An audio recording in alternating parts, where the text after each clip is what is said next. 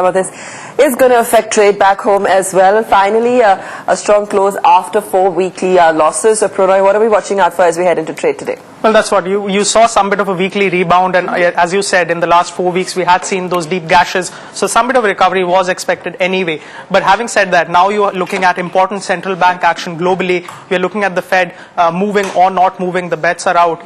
We are also looking at the BOJ meet. On back of that, you're seeing the Asian markets mixed right now. The Nikkei and Shanghai are trading marginally weak. Hang Seng is the only positive.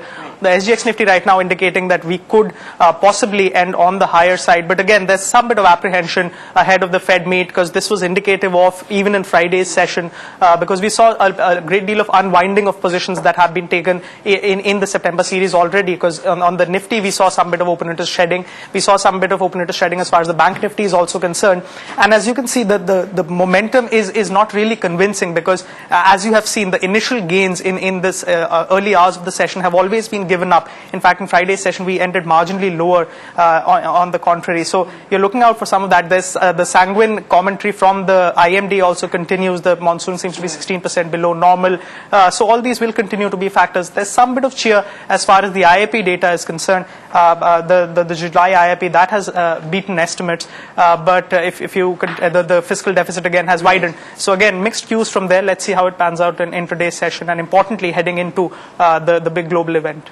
All right. What are some of the triggers that we're tracking when it comes to the F&O side of the things as well, Prannoy? How's the data shaping up there? Yeah. So like I said, there has been some bit of apprehension indicative of by the fact that we have seen shedding of those old positions that have been taken in the September series. We've seen a lot of short rollovers, which is to indicate that the participants were bearish entering into the September series already. So that's what was already weighing on the markets. Expect some resistance. If you talk about levels, some bit of strong resistance at the 8,000 and the 8,100 level. 8,000 in the options data has added the maximum amount, that call contract, in terms of open interest, and it's head and shoulders ahead of all the other contracts. Around 6.5 to 7 lakh shares added only on Friday. So you're expecting some bit of writing there happening. You have constantly seen writing at 79, 8,000 and 8,100. So don't expect a surge beyond that, at least for the short run in this week.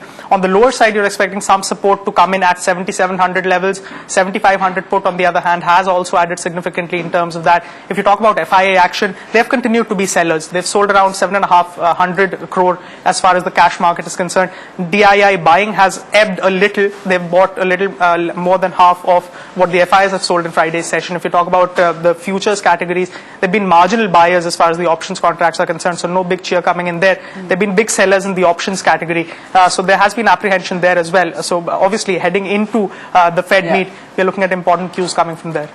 All right, Prannoy, thanks so much for joining us with all those important factors at play. We've got a whole host of voices on the show today. Jonathan Sloan of CLSA, he's advising investors to buy select companies in China that are attractively priced. We'll get you his